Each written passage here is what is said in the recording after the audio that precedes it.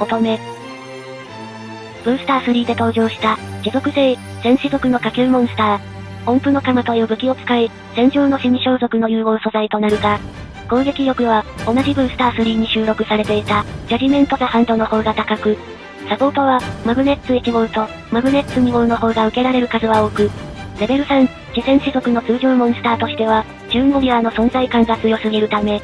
強みを見つけようとしても難しい、音を扱うのが得意なだけの、綺麗なお姉さんである。2014年には、幻想というカテゴリーに、乙女と名の付いたカードが登場しており、これらは、遊戯王アーク5のメインヒロイン、ヒイラギリュズの主要カードとして、人気、実力ともに高いのだが、残念ながら、名前以外の関連がなかったため、このカードが注目されることはなかった。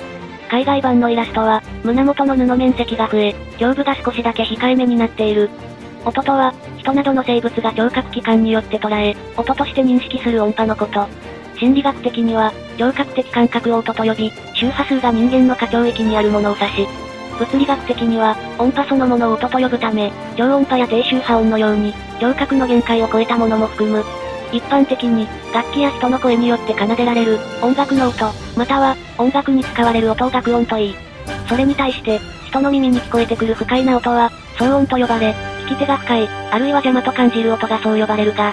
騒音は、健康や生活環境にも影響を及ぼすため、日本では、1993年に、典型7公害の一つとして定義された。音は、1秒間に、約340メートル進むと言われるが、これは、1気圧、気温15度を条件とした時で、空気中の音の速さは、気温が1度高くなるごとに、毎秒 0.6 メートル速くなるが、音は、分子の数が多く、密度が高いものほど伝わりやすいため、気体、液体、固体の順に速く、大きく伝わり、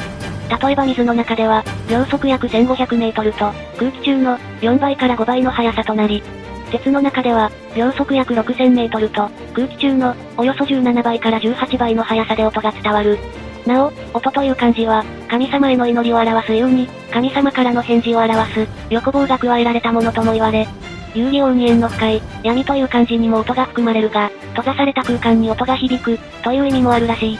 ボリューム5に収録された、レベル4モンスターの響き目は、乙女の色違いモンスターであり、プレイステーション2用ソフト、新デュエルモンスターズ2では、お互いのステータスを強化する、リバース効果を持っていた。アニメ、バトルシティ編第53話、炎のダンスバトル。ストリートデュエル400戦無敗という設定が追加された、ステップジョニーが使用しており、特に考えもなく、先行攻撃表示で召喚され、次のターンで、エルフの剣士に戦闘破壊されている。